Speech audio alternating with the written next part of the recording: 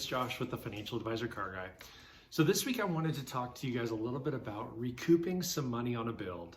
The reason I want to go down this path is because this is a pretty common question, whether it's on YouTube, TikTok, Facebook, whatever the platform is.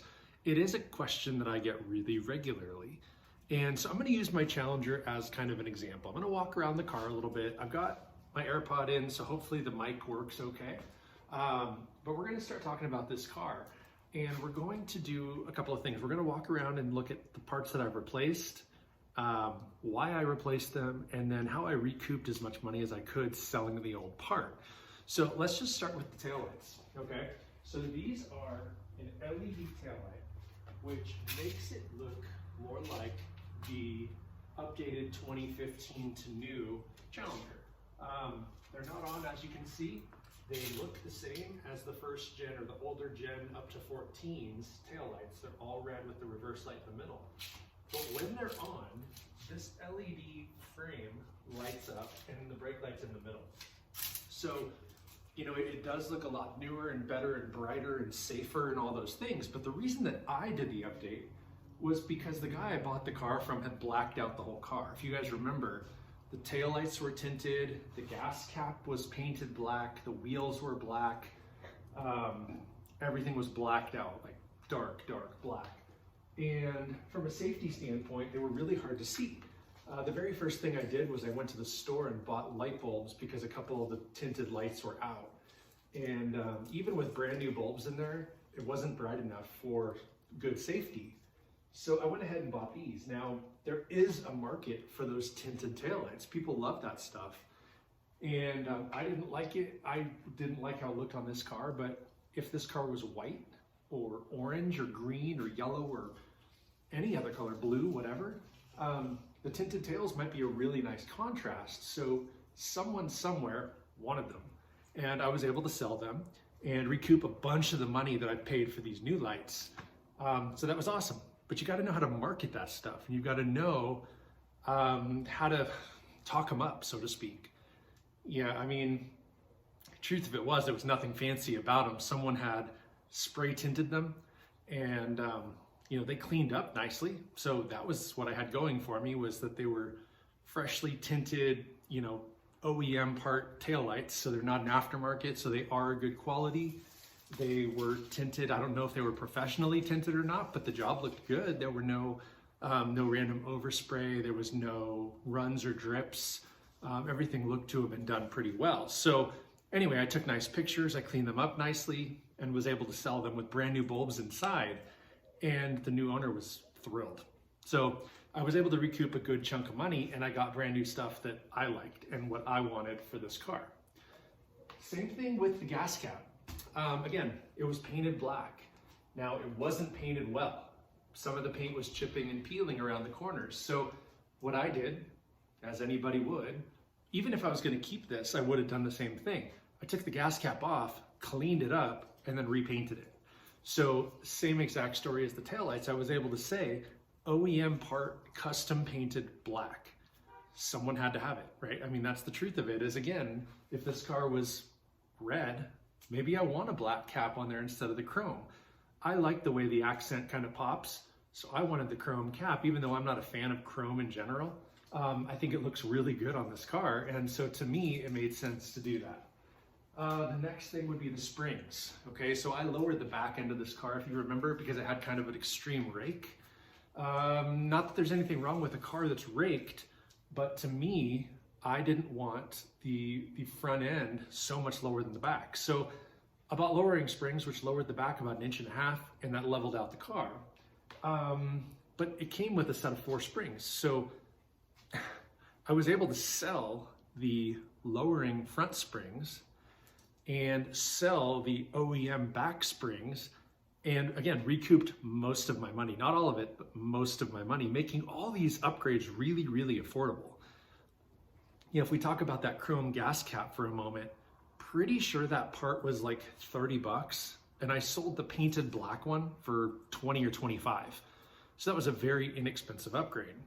Taillights, kind of the same thing. I think they were 150 bucks, and I sold the OEM ones for like 100, something like that. The next thing I was going to talk about is the headlights. So I bought the Halo, Angel Eye, whatever fancy projector headlights, and I paid $250 for them. That was the most expensive upgrade I did to this car. $250, and it included LED bulbs, it included everything, right? Everything done, I just had to install them. And I was able to take off the old headlights that were completely frosted over, as old cars do, totally frosted over and fogged over. Had a couple of broken tabs on the housings for mounting, and I did have working bulbs. So, I mean, again, I cleaned them up as best as I could, took reasonable pictures, sold them, and OEM headlights aren't cheap, so someone bought the pair for, I think, $90.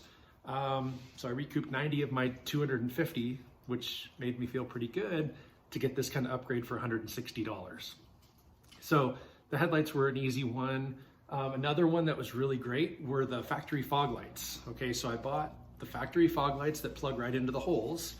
If you remember, and I think I did an episode on this, but in the bumper were two, what do you call them? I suppose blanks or some sort of a filler type of piece that, just kind of plug the holes. I mean, you could see that the holes were there. The fog lights had a kind of a blank spot there. Okay, so bought the fog lights for I think $25, and I was able to sell those two caps, those plugs, for like $15 or $18. So I went from not having fog lights to having fog lights for like under $10. So that was a huge victory. So as long as you're smart with some of these upgrades and try to figure out, what you want versus what the next guy wants.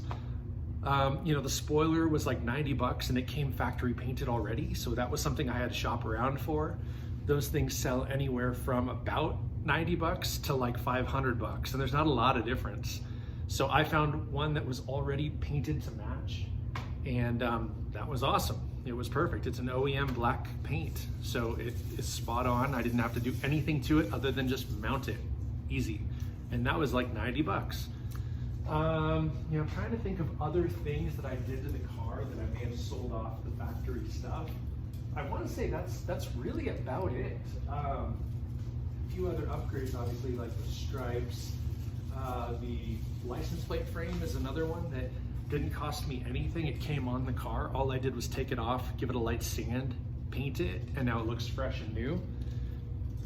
That's fine, little things like that. We kind of talked about that in another episode about, little tips and tricks to get the most out of a resale of a car. Those are the kind of things that really maximize your benefits, so to speak, or get the most ROI. You want the biggest return on investment you can. And you also don't want to get stuck with a ton of random parts in your garage either. That's the biggest thing for me is, if I take a part off of a car, it's either thrown in the garbage because it's no good, it's reconditioned and sold, or saved for going back to stock someday, which may or may not ever happen. It just sort of depends on the product or the part of the car. Much more than that, there's not a lot of tips and tricks for this kind of thing. I would just say, do the best you can to kind of recondition that part. And then make sure you're using kind of the keywords or the hot words or the trending words, whatever that is, blacked out, tinted, lowered, some of those kind of things. You want someone searching Craigslist or searching Facebook Marketplace or Google, whatever it is, to find those parts. And if you're not using those keywords like tinted taillights, if I just advertise them as 2014 Dodge taillights, Dodge Challenger taillights, I wouldn't have found the right buyer, because anybody who searches for that's likely looking for red OEM lights or an upgrade from the red OEM lights. They're not looking for tinted tails. They're going to key in tint if they want them tinted. So again, you got to know how to do that, and it's not rocket science. You just got to think it through ahead of time to know these are the keywords I have to use. So that's about all I got for you today. I just kind of want to walk you through that while I still have the car. I just had a lot of interest in it. I keep getting, instant messages or Facebook messages or emails and phone calls from Craigslist. Nobody's come. I've had one guy come and drive it, and a couple people say they're going to, but then, they don't show up, or they have something else come up, or, right before they come, they say, oh, by the way, I only have $12,000, or I only have $2,000 and I have a $12,000 trade. Yeah, that's not going to do it for me. I need the cash. That's the purpose. And so I want to cash out of this car. I have somewhat resorted to telling people I'll take 10,000 cash and a trade above and beyond that. We'll see what happens there. And then if and when this car goes away, we'll talk about it. I'm going to go through my checklist of everything I did to the car, what the costs were of the car and all the parts, what I sold all the excess parts for, kind of like what we're talking about here now, and then the breakdown of how much money I made on the car. Then I'll divide that out by how long I owned it. And I'm gonna tell you, I probably got paid a couple $100 a month to drive this car. Simple as that. Now I paid cash for it. There was no payments, no interest, none of that. And then all the parts, obviously I just bought and paid cash for and whatever else. So this car is completely debt free. I don't owe anything on it. Pure cash deal. That's gonna be great when I go to sell it, because that's cash back in my pocket plus the proceeds. And then again, I've driven the car for like 9 months. So pretty great deal, I think, as far as that's concerned, but we'll go through that a little bit more as time allows. So, that's it. Please like, subscribe, comment down below if you have any other questions, comments, concerns. If I forgot something on this car that you know of, let me know. That's about it though, I think. I'm trying to think out loud, but other than lowering it and the front and the back lights and those kind of things, I think we're pretty much hitting everything that I was able to resell. There's obviously little things, floor mats and stuff like that. I threw the old ones away and put new ones in, whatever. But, other than that, I think everything that I was able to sell, I did. I don't have any loose Challenger parts anymore, which is great. Obviously, like I said, I want to sell that stuff off. I don't want to keep it in my garage. But occasionally there's something that comes up. And so if I missed it, let me know. Otherwise, may every investment you make be a good one. Till next time.